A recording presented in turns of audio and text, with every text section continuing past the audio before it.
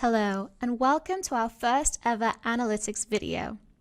In this video, we will be highlighting some Tableau CRM functionality that will be part of the Spring 21 release. First up, we have an exciting update to data prep and recipes. We have seen a lot of changes in data prep recently, and in this new release, we now have the ability to append rows from disjointed data sources. We use the append transformation in order to add rows, or records, to your original source data, which allows us to enrich our resulting data set and gives us greater ability to have richer insights into our data.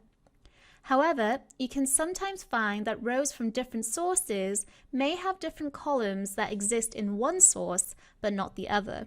You can now go into the append node in data prep and append columns from the right source that don't exist in the left by mapping them across. If the column does not exist in the left source, you can leave the left column blank.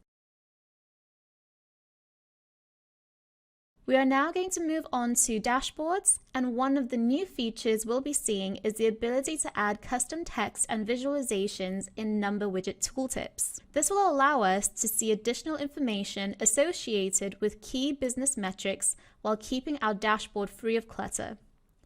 Once set up, this will allow end users to hover over a number widget and see dynamic text and visualizations in the details of the tooltip.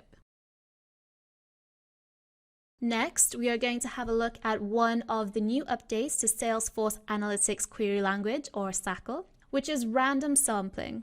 This comes in handy when you do not want to run a query on your entire dataset, but you need a representative sample from your dataset. To do this, we have a new keyword, which is sample. You would include the sample keyword at the end of the load statement in your query, and any other operation following the load statement would only impact the random sample of data. The sample syntax requires the percentage size of the dataset and an optional repeatable keyword. Sample uses the Bernoulli algorithm, where each row has an equal probability of being selected, meaning that the number of rows returned in a sample can vary each time you run the query because each row is individually considered. The repeatable keyword ensures that you always get the same results every time you run the query. Finally, we can now make Analytics Studio invisible to Analytics tab users on a profile-by-profile basis. This gives us greater control on who can create, edit, and delete analytics assets. When you do this, Analytics tab users will not be able to find Analytics Studio in the app launcher or see Open in Analytics Studio in asset menus and dashboard headers. This change applies to the Analytics tab only. This does not impact embedded dashboards and Lightning pages, as this will still be controlled by the component's attributes. It is important to note that if you are sharing using the Analytics Studio URL, it will still open in Analytics Studio.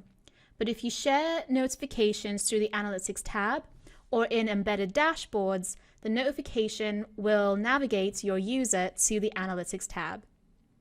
Thanks for watching. See you next time.